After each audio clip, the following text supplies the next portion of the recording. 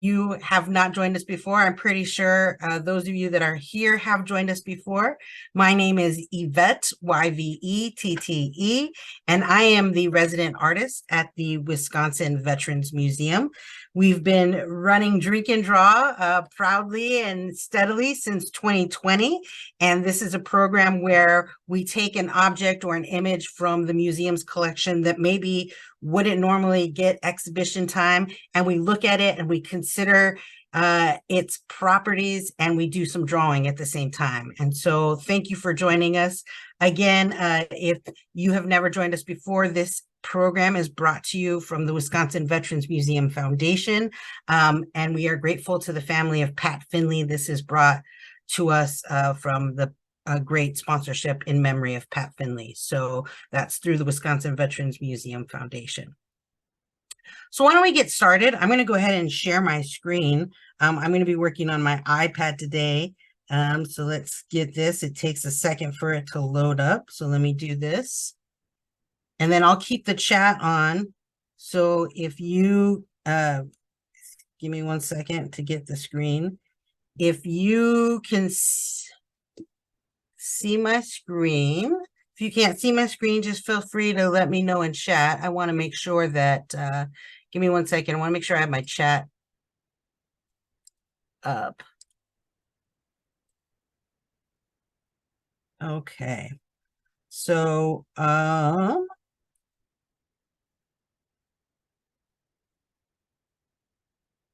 right, we've got another folk we need to admit. So welcome to Drink and Draw. As you get settled in, we've just started the program. We've got a smaller group tonight, so we will be able to talk about color theory.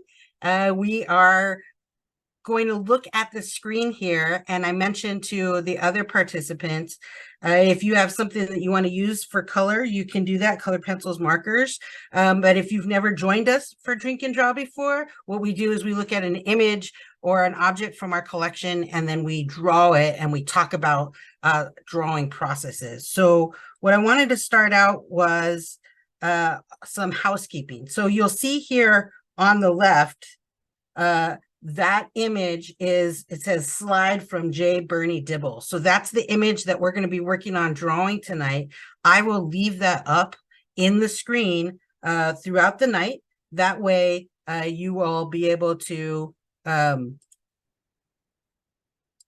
be able to reference it even when I'm talking about color theory. So feel free to continue to draw the image on the left. And then as we get further into the program, I'm going to make sure that I tell you about J. Bernie Dibble and his story, his veteran experience from this Wisconsin veteran. So let's get started. Color theory. We're going to talk about a little bit about color theory. Now, color theory, you've probably known about. You probably learned about it in elementary school. Maybe you didn't. If you're not familiar with what color theory is, it's a set of practical guidelines that help us artists use color effectively. And it's really important to understand how color theory is used so that when you're building up images with color, they can sometimes get really muddy, or there can be too many elements that distract your eye. So having this knowledge of color theory will really help you make your compositions a lot stronger. Again, you've probably been using these theories since you were a kid and didn't even know you were using it.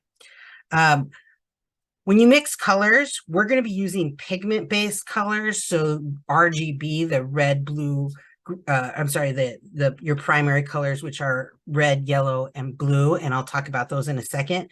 There's also different color theory using light, principles of light, and that goes into digital color, but also in printing presses.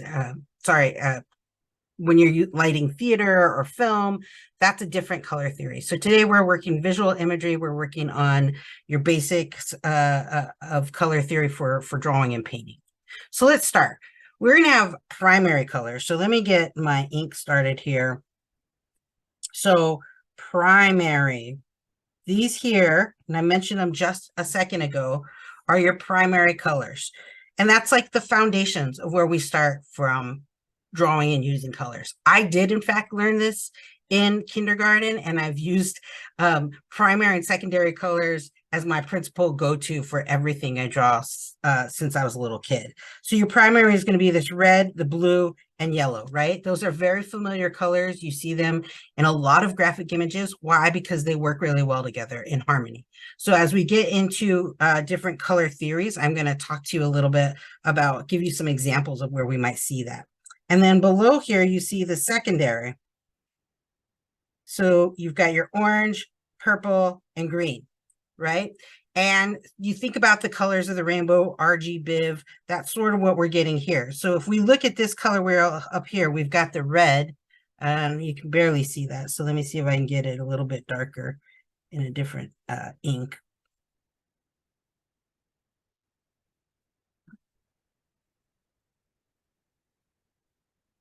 See if I can get it up here. Oh, sometimes, move my face over here. So you've got your red up here, right? We'll just do this. Hopefully get it better.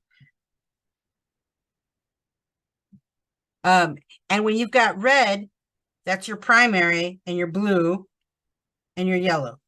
When you start mixing those colors together, so if you mix red and yellow, right? When you start mixing red and yellow, you get orange.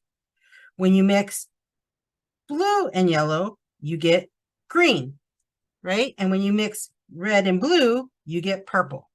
So those are the colors, that how I've built up colors in my drawings. I have spoken about this in Drink and Draw before, where I've used the color. For example, if I get red and I'm drawing red in an image and it's really starting to, like, let's say I have a red t-shirt, right? This brush is the worst brush that I could ever choose. So it's, forgive me, folks. The digital pen is not wanting to be friendly to me tonight. Okay. So let's say we've got a red t-shirt.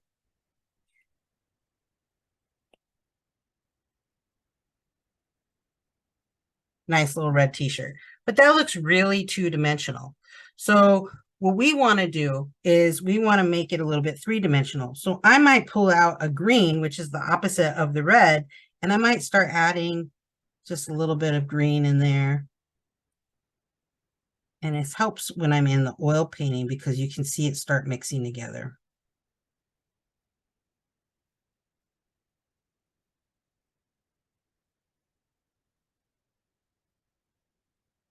So if I got oil paint, as I'm mixing it, you can see as I start mixing these colors together, it creates this interesting little shadow and a little bit more depth to the image.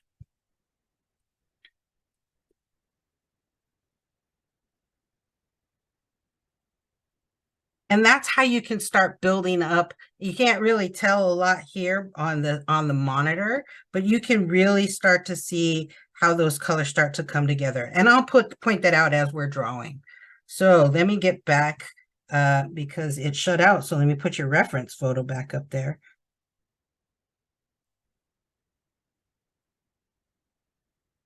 Here we go. Sorry about that. So again, if you just joined us, we're going to be using this reference image for tonight. So feel free to continue drawing while I talk about color theory. Okay, so we got your primary and your secondary. So if we mix red and yellow, we get orange. Red and blue gets purple. And blue and yellow gets green. So that's how we're going to get into our primary colors. Now our secondary colors, we just talked about that. And then tertiary colors are created by mixing primary and secondary colors. So if I take the red and I mix it with the orange, then I get a reddish orange, right? It makes logical sense.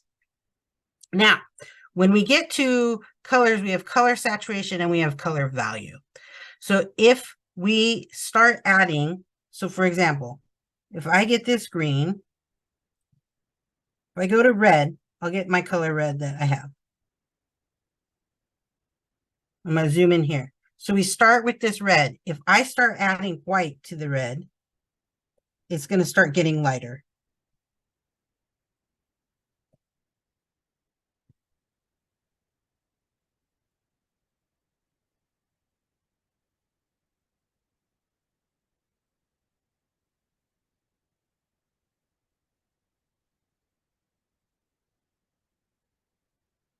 Right? But as I keep adding white, it's going to start getting a little bit lighter, a little bit pinker, and we work our way down.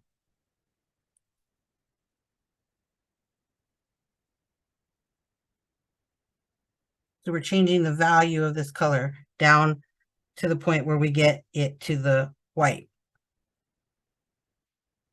Right? Now, if I start adding, let's start back at that primary red. If I start adding gray to it, and I start adding going gray, then it's going to start getting a little bit darker.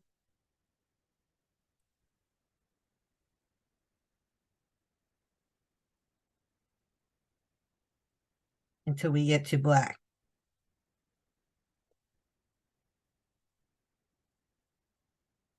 So that's how we change the value and the saturation. But this is all based off, all of these are based off of the same color. So as we get into analogous colors, you'll see that by doing just adding a little bit of white or a little bit of gray, you become monochromatic. So that's what this is on this color wheel. That becomes color harmonies. They're the theory of combining colors in a way that's appealing to the human eye. So let's look at them. What we just did is called monochromatic. It's when only one color is used throughout the entire image, and you change the value and the saturation to create light or depth.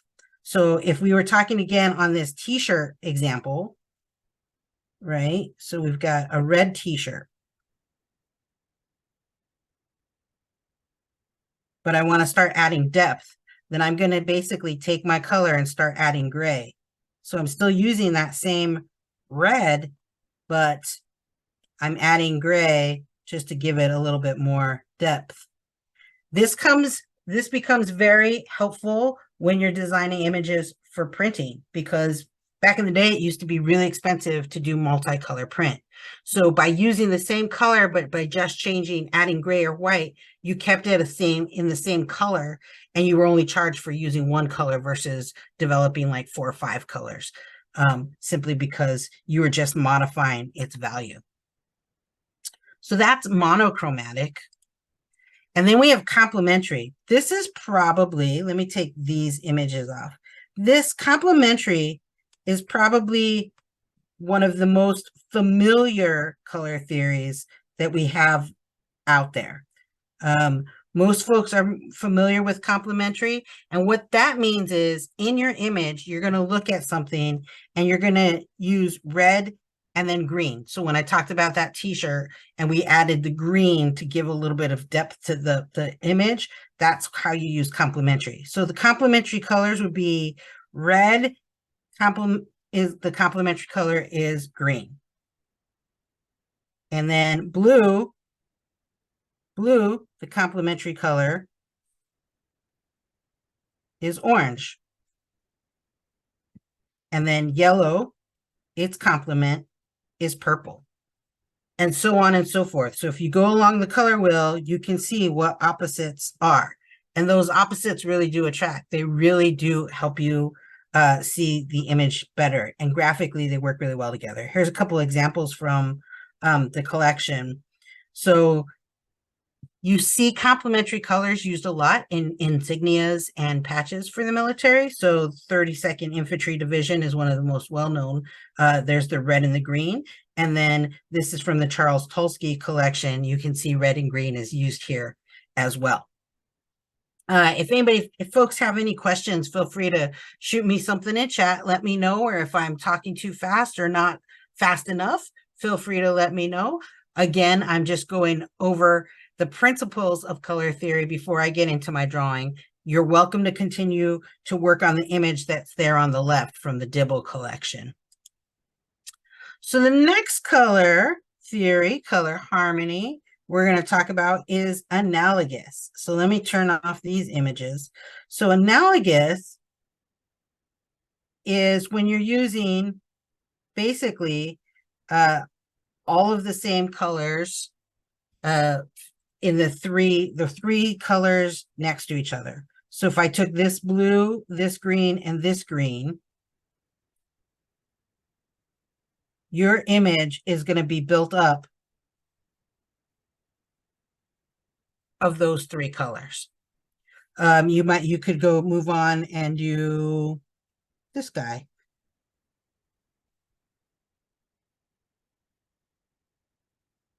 And then there's one that I think I have an image, a reference that we can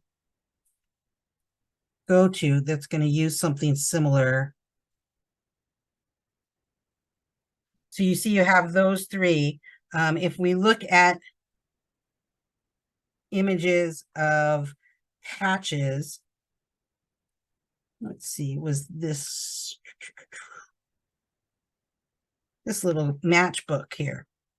So if you look at this matchbook, it's got the green, the orange, and the pink. Or military has a tendency to have analogous imagery simply because if you look at this, simply because of camouflage, right? When we look at olive drab or military uniforms, any camouflage, the objective is to concealment, is to literally camouflage yourself within your environment. So when you see images from the military, a lot of them are in the analogous or the monochromatic color theory, simply because by their nature, they're all the same color, but the light's hitting them differently. There's different shades of olive drab. So this would be considered an analogous color theory. Okay, so that's analogous. And then the next one will be split complementary. So let me get on this. Now what split complementary does, we talked about complementary colors. Now we're going to go into it. And rather than just two colors, you're going to split them and use the colors on either side. This is a very, I think that first image I showed you was much more split complementary than just analogous. But you can see here, if I get a color, you're going to go, that magenta is the opposite of green and the orange, right? So you get, let's get this color picked up. So we've got magenta, green, and orange. So that matchbook that I showed you is going to be in this I jumped the gun on that image. Let's see where that matchbook went. So this matchbook from Steve Tuchinski's collection, this is going to be an example of that split complementary. You see that green, that orange, and that purple. Graphically, this is found in a lot of comic book uses. You see it in the Joker, for example, in Batman and Robin uses that split complementary. Let's see if some of these other ones have similar breakdown. Oh, here's one. So on the tank, you've got the very olive drab green in the tank. You've got the orange on the vest. And then just because this is one of those 90s photos, it's got the magenta hue on it. So even the browns and the sand have that magenta purpley look to them. So that could be considered split complementary. So if we go back to our image here, you see again, you pull in that magenta. And you don't have to use those three colors. You could use, you could then take this blue, and then you would probably use this orange, this red. So thinking about how you would bring those colors together and use them is the easiest way I can explain that. Start looking, be more observant of how colors play against each other in your environments. I just want to make sure I haven't got any new participants. I don't see any new ones. And again, feel free to reach out to me in chat if you have any questions. Our next one is going to be triadic. So on triadic, you're going to go very similar to split complementary, but you're going to go in a perfect triangle across. This one is found, again, in comic books a lot because of the red, blue, yellow. So primary colors would be an example of triadic. So if we were to go purple, so purple, orange, and green were the split complementary, but they are also triadic. But another example of triadic that we see most frequently is the yellow, blue, and red. So our primary and our secondary colors are going to be triadic. So we talked about primary, secondary colors, orange, green. Oh, I did that one first, and purple, right? Oops.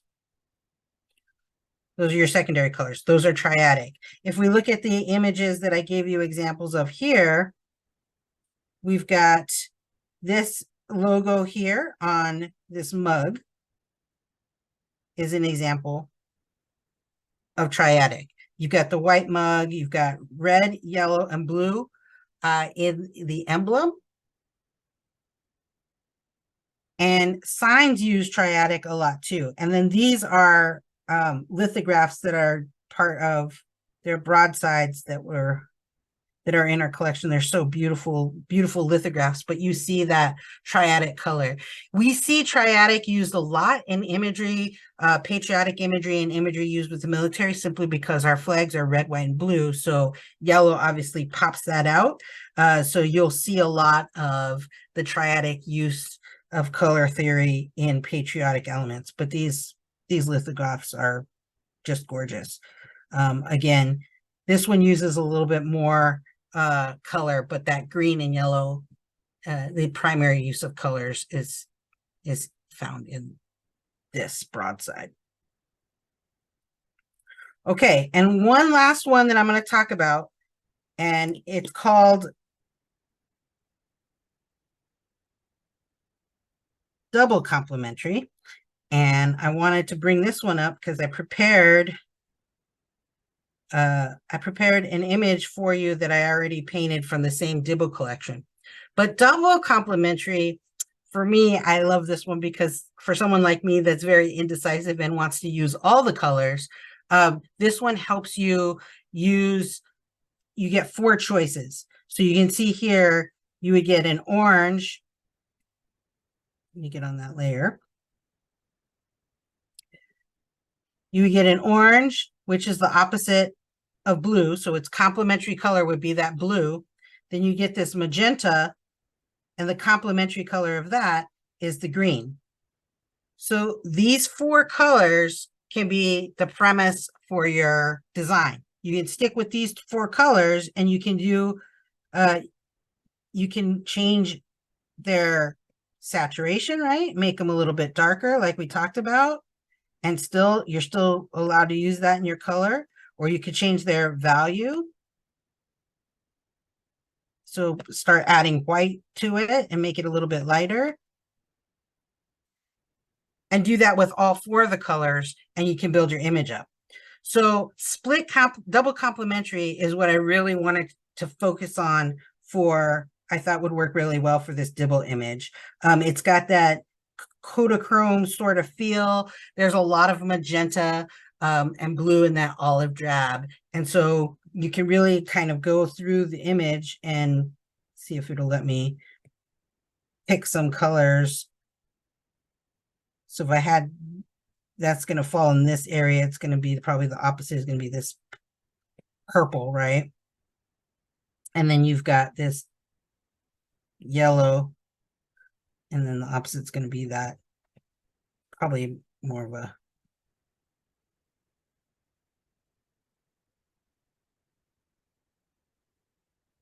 but this is going to fall between analogous and double complementary. I think we're going to go with double complementary because I want to be able to get this blue in I want to be able to get some of that blue.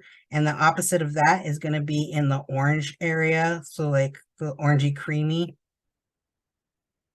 So we're going to call it double complementary and work on building up the colors in this image. I'm going to show you really quickly because I prepared an image.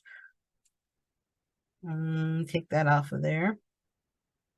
I'll take that off of there. So this image is another from the same collection. And you can see it's got that a little bit of blue, and then the orange can make up the brown. So that blue and brown would be the complementary. And then you've got green, and then the magenta undertone of this photograph would be the complementary color of the green. So I took this image, and I'll take that off, and I used oil paint, and I used, let me pull up the colors. So these colors on the bottom here,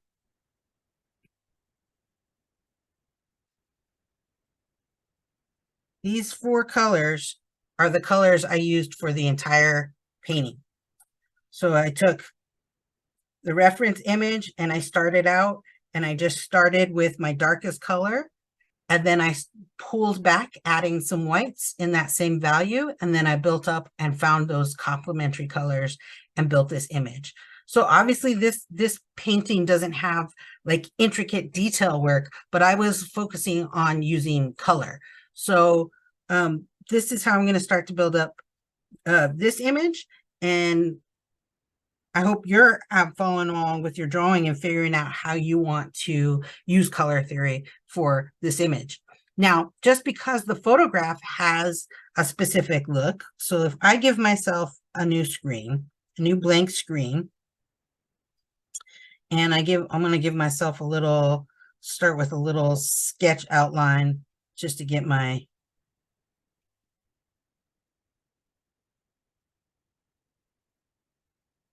drawing started.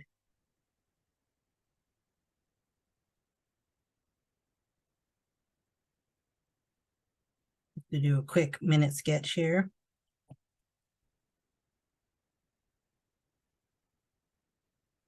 And those of you guys that have joined me before know I'm terrible about getting my proportions right off the bat. So for the sake of time, I'm just going to not be too critical on myself here.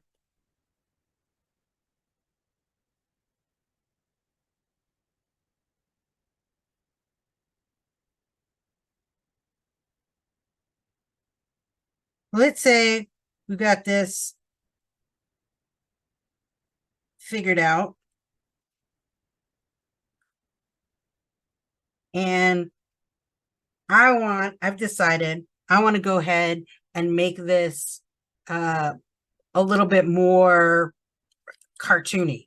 I just want it 2-dimensional. I'm not trying to get it to the essence. And I want to refer to my color theory. And I'm thinking maybe I'll use that split complementary with, let me pull up the split complementary. Maybe I'll get, let's see here. We'll do the magenta and this green and this orange. So maybe I want to do a little bit more of a comic book. Okay, so make sure I'm on the right. I want to do a little bit more of a comic book scene. So I think I'm going to go ahead and make his jacket green. So let me get that. What I do with my colors? I made them on that split complementary. Of course I did. That's all right. We have the orange, and then we have the magenta, right?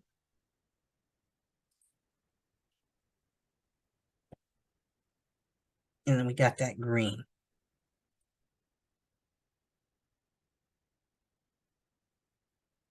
So that's going to be our split complementary for this look. So I'm going to go ahead and just keep that green here. And I'm going to make myself a fun green jacket. It's Fashion Week, so I'm going to keep try and true to Fashion Week. just because we are focusing on this really cool image doesn't mean we can't have some fun with it.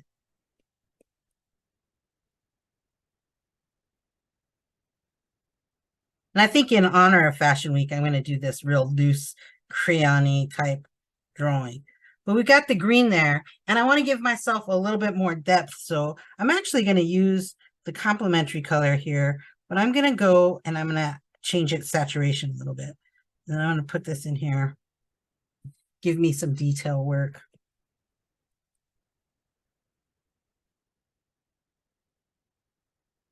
Get those shadows in there.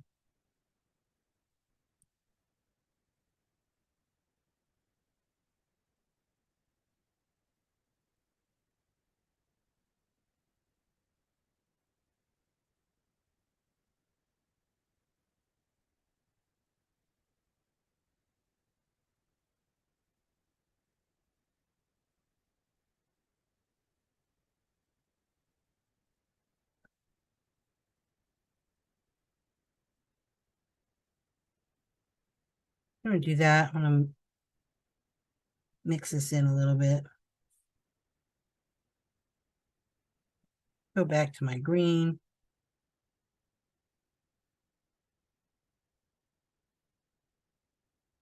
Get that in. Okay, so we've got that started.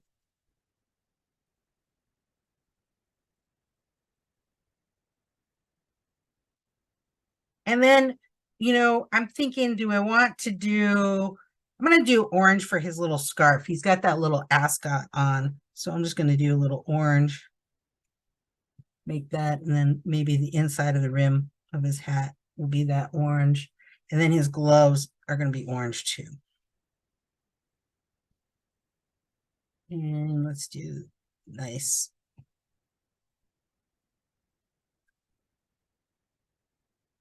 Nice, fun orange gloves. A little orange highlight there in that green.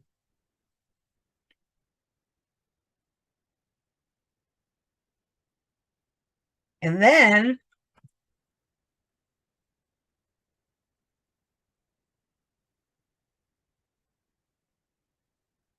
let's think about his pants. I'm going to go ahead and do a little, see if I can get a little,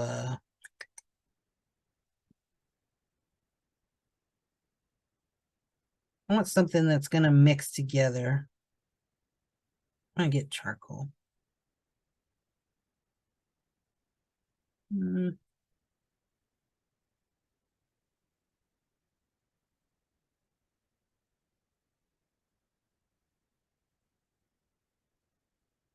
We're gonna do the pants with a little bit of this.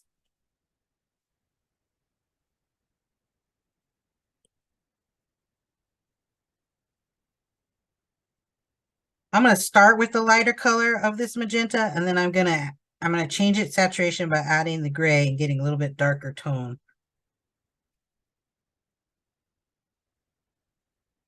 Sorry about that. Procreate is not happy with me today.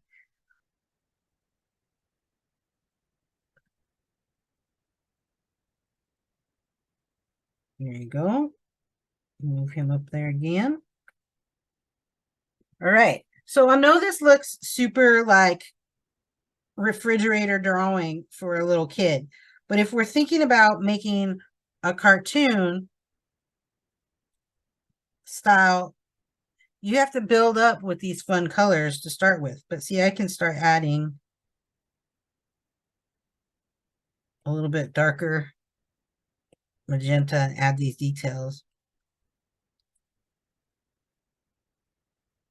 And the results come through when you start taking your time and doing the detail work and start mixing these colors together and playing with your values and your saturations. And you can really start to get some fun looks. So the opposite of purple is yellow. And so if I add some of this orange and mix it in together, I can get some really nice mixes going on here.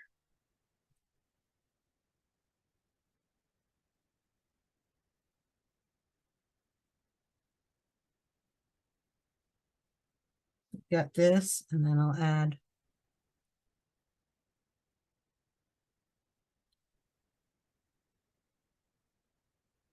And what's really nice about using these color theories is you set yourself a foundation and then you find a way to break the rules. So think about the Joker uses a similar color theme in his wardrobe. So he's got this purple, orange, and green, bright, vibrant green. And then all of a sudden, so I know I said I do the ascot in that orange, but all of a sudden you do this pop of yellow.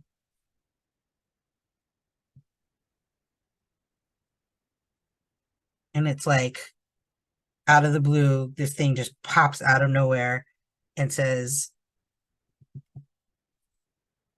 I'm here. I'm a giant yellow scarf. And it draws your attention in and it adds a lot of fun elements to the image. So I'm going to give myself a neutral color for the skin tone.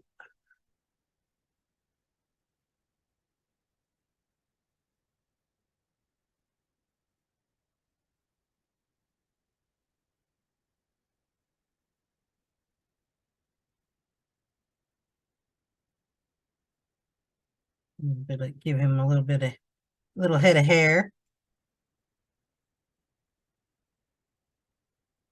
So again, this is a quick minute sketch, as I mentioned.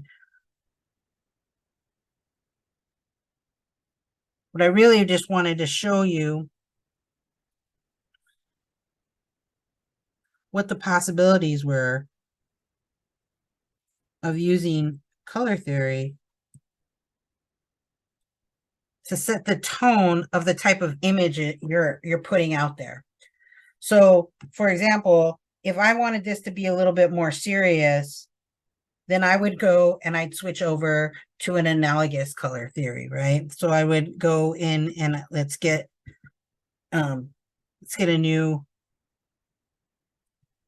image, and then let's go in here and let's mark some of the analogous color theory. So really, I'm going to give myself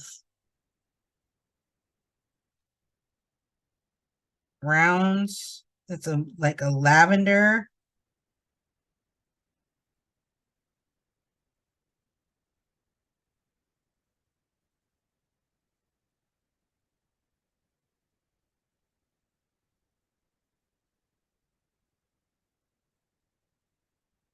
And I'm going to go back to this and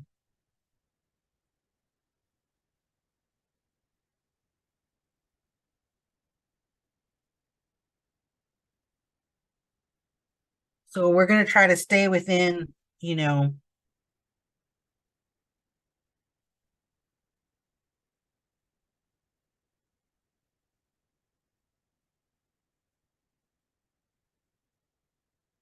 little bit, we're going to try to do a little bit more serious look to it. I'm going to look at my time here just to make sure we're doing just fine. If anybody has any questions, feel free to shoot me a message in the inbox. So I'm going to draw this quick layout of outline of his body, and then we're going to talk a little bit about Mr. Dibble and his story.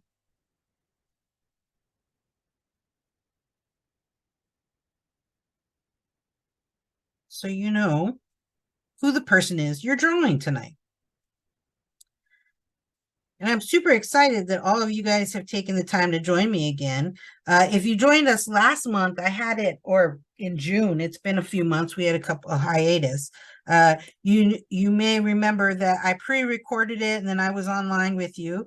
And I am going to take a little bit of time at the end of tonight's session to get some feedback for those of you that were there, because the night of the event, nobody chimed in and said there was a delay in the recording. But then when we went to put the recorded version on YouTube, it appeared that the video was very choppy and was broken up. So I want to check in with folks. process worked. If you were present, I will appreciate your feedback, simply because if that's the reason why I'm doing this live tonight, is I want this to be the best experience possible for you. And watching a choppy video is not any fun. Let's be honest, right? Like, that's the worst way to spend an online event. And we did have some people drop off, and I'm wondering now if that's why that happened. So we'll talk about that at the end. If you were present in June and remember, let me know what you thought. Okay, so we've got a basic outline there. You all keep drawing, and I want to tell you a little bit about Mr. Dibble. So give me a second while I get back onto his. So J. Bernie Dibble, he was born in India to a missionary family, and then grew up in Illinois, and then joined the Navy. He is listed in our archive at the Wisconsin Veterans Museum as an Eau Claire resident. He was a surgeon in Eau Claire for 30 some odd years, from 57 to 87. I think I'll get to the exact dates down here. But he served as a surgeon in the United States Naval Reserve and was attached to Company E, 1st Medical Battalion of the 1st Marine Division during the Korean War. So this image is in Korea. It's got that 1950s, late 50s Kodachrome look to it, where you get that magenta and blue. These are from his slides, and they have a really beautiful look to them. His collection, so let's see here. He was originally from East Aurora, Illinois, and enrolled in the Navy V-12 officer training program in 1943, and graduated from medical school from the University of Illinois in 1949. He's got a huge manuscript collection at the Wisconsin Veterans Museum that contains letters to his wife. And the letters are very description of his unit, varied descriptions of his unit experiencing long periods of inactivity, and he was on surgical duty for days at a time without any breaks. He talks about recreational activities of his unit, such as participating in baseball and basketball games with other surgeons and medical staff. Some of the letters talk about combat, including letters from August 52 discussing Marine taking of Hill 122, nicknamed Bunker Hill. He also mentions witnessing a bomber crash, February 28th, 29th, 1952, and he describes seeing an intense artillery barrage on April 30th, 1952, going on a Firefly run to drop flares during night bombing runs. So that's Mr. Dibble, surgeon in Korea. For if there's any of you folks out there that are like me, MASH is my favorite television show of all time. I actually thought my dad was Hawkeye Pierce. Well, my father's not a surgeon, but Hawkeye reminded me very much of my father. And so MASH was a very relevant show to my childhood, and I think critical in development of my thought process of how I see the military. And I have always admired military surgeons simply from my experience of watching that television show. And I know TV is not reality, but MASH did do a very good job of staying true to the reality of what it was to be a surgeon in a MASH unit in the Korean War, and they had incredible advisors. And I know that one of our veterans from our collection was an advisor on MASH, but I can't remember who it was. But this is the James B. Dibble collection from the Wisconsin Veterans Museum. We have slides. This current slide that you see that we're drawing from tonight is currently on exhibit in our Souvenirs of Service exhibit. When you first walk in, this image is actually center stage. You walk forward and you'll be able to see it. I've talked about Roy Zarin's photographs in the past. These are very similar in layout and style. So a little bit about Mr. Dibble, and I hope you enjoyed that. He stayed in Eau Claire for a long period of his life, and that's why we have his collection at the Wisconsin Veterans Museum.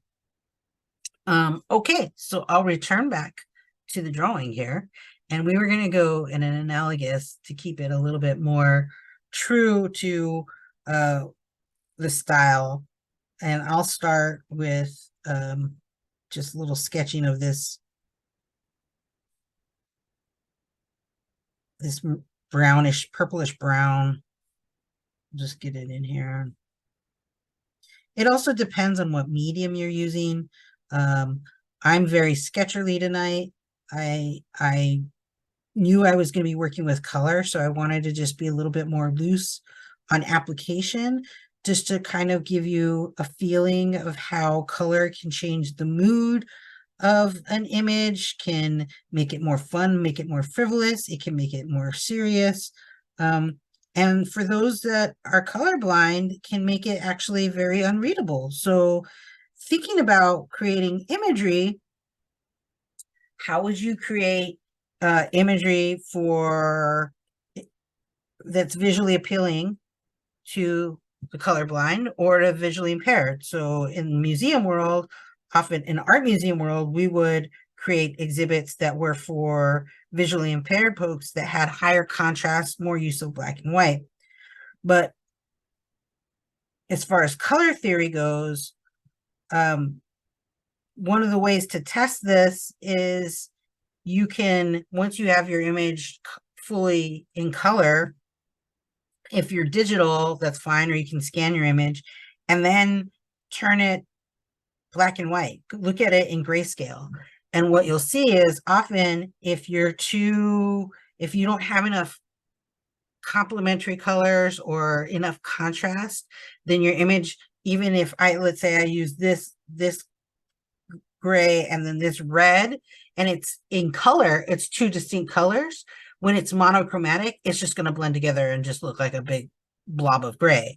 So that's one way you can help create work for visually impaired, is thinking about how you use contrast and how you use color theory to build up the different areas that are identifiable in different monochromatic component applications.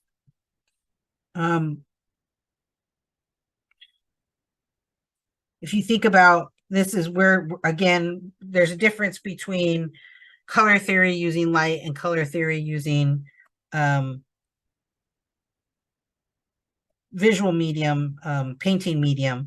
But in television in the 50s, when everything was black and white, you may have seen those films where the color, like in real life, the colors that they were wearing were not what you would think, like pinks and greens next to each other. And that's so they would turn out really well in the black and white. So colors that wouldn't visually be appealing in color might look really well when turned into black and white. Okay, so now I'm going to go and I'm going to take this down and take some of the saturation down. Again, using the same color, but just sort of building up the shadow in here.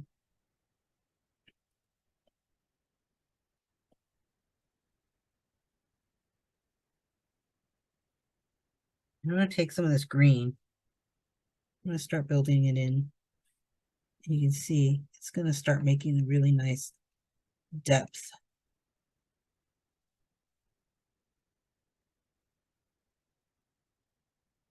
And the reason is that brownish color is made up of like a purpley hue, which has red in it, and red is the complementary color of green.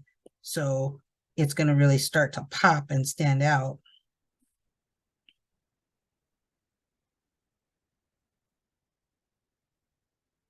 And that's what we want when we want to give dimension to these objects. You use those colors to make this two-dimensional object really feel three-dimensional.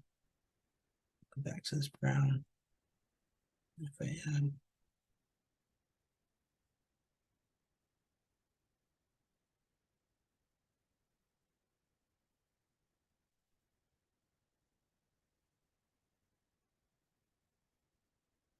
you can work dark to light depending on the medium you're using.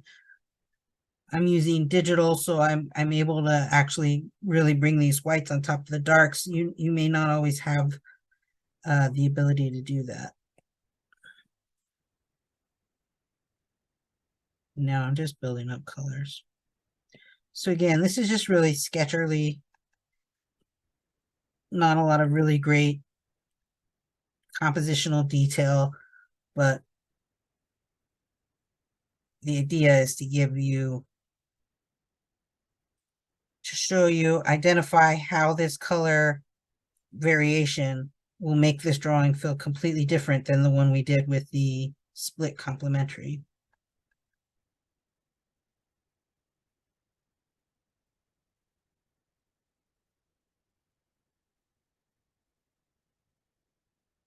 So I would take some time if you have your colors this week, and I would go through and look up color theory and color harmonies and take those different colors and look at your drawings and almost like a coloring book, apply different color theories to the different drawings and see how the drawing changes based off of the choice of colors you use. It makes a huge difference. And once you really start to learn how to build up those different colors, you can really, really make some beautiful compositions. And you can really muddy it up. You can really screw up your images by trying too hard and adding too many colors. You can do a lot with just use of one color and just changing that value and that saturation. And that's something that's taken me a long time to learn. I've always used a ton of colors. And as soon as I realized how simple it is by adding just a little bit of gray or a little bit of white, a little bit of black to your color, how it can change it. And I think I said in saturation and add gray, you want to add black. That was my mistake. So now I'm going to go to this green.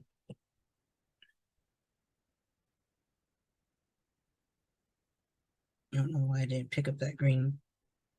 There we go. I'm going to add a little bit of that to it. Actually, I don't want that. I want to go up.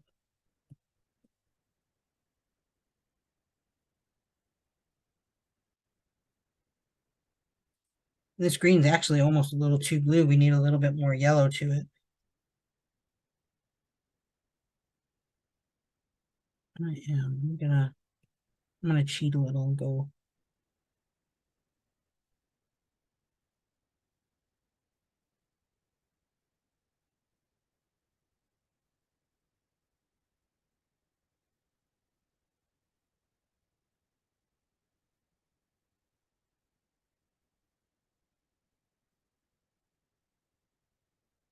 So we've got this pretty built up now.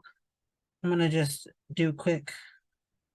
I am gonna get a pop of the yellow again and just add that scarf in there.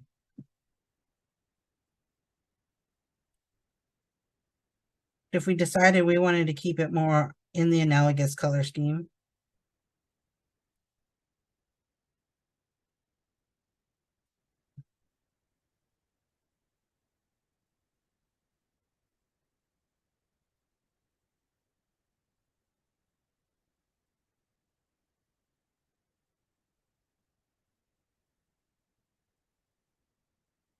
Still checking in. Hope everybody's doing okay.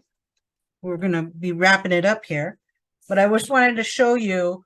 So we've got this similar color here. This is analogous. And then that was split complementary. So you see the difference in images. Let me see if I can get them side by side here. Put him over here.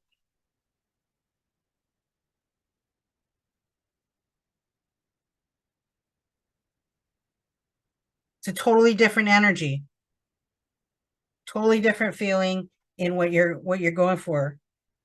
Same basic premise, same basic composition, but by applying two different color theories, you get a completely different look, a completely different feel, but it's essentially the same composition. So hopefully that made sense to you. I hope I wasn't too all over the place, but think about your color harmonies when you're putting together your drawings. You've got your primary and secondary colors, and then if you think about your color harmonies, you've got your monochromatic, complementary, analogous, split complementary, triadic, and then double complementary. So that's going to be wrapping it up here for Drink and Draw this October. We've got about 5 minutes left. If there's anybody that wants to ask a question in chat, let me know. I've got a couple of updates for the Wisconsin Veterans Museum. Molly, who's often joined us for these sessions, is now working with our foundation. So she's not present on these calls anymore tonight. So I will work with Eric Wright, our Director of Education. If you have questions, you can still direct them to the info at Wisconsin. I have to figure out that email address to contact our education department. It should be online, or at your Drink and Draw Eventbrite link. You should be able to contact the organization, which is the Wisconsin Veterans Museum, and that'll get you direct contact to Eric, which will then be able to get in contact with me. Drink and Draw will continue. I believe we'll be present again in January. I'm currently back in school studying animation and 3D modeling. So I've got a little bit more limited time, and then we'll bring it back in the new year. I am hoping to revamp the program a little bit, and we'll keep you apprised of that. Please keep an eye out on our events at wisconsinveteransmuseum.com/events, and you'll be able to see all the upcoming events. We've got a trivia night coming up a week from tonight. That's from 7 p.m. to 8 p.m. Central Standard Time.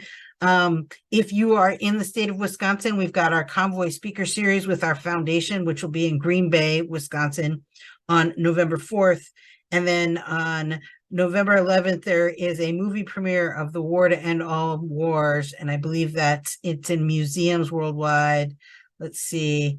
I'm not sure if it's premiering in our museum or if it's at Marcus Theater. So let's see. It's a screening. You're actually going to be joining the museum historians for a discussion of the film's historic narrative and hear stories of the Wisconsin men and women who were there. So that is an in-person event at the Wisconsin Veterans Museum on Veterans Day. It's The War to End All Wars, the movie. And that is all those events are listed on our Wisconsin Veterans Museum website. If there's any of you that were in June's Drink and Draw and could let me know if you were able to view Drink and Draw without any hiccups, or if it was really staticky and broke up, if you could give me some of that feedback in the chat, that would be great. And if you do want to share your drawings, you're welcome to send them via our contact information that's listed on the Eventbrite. So you should be able to contact the museum that way. And let me see if I can pull up that email too. Let's see.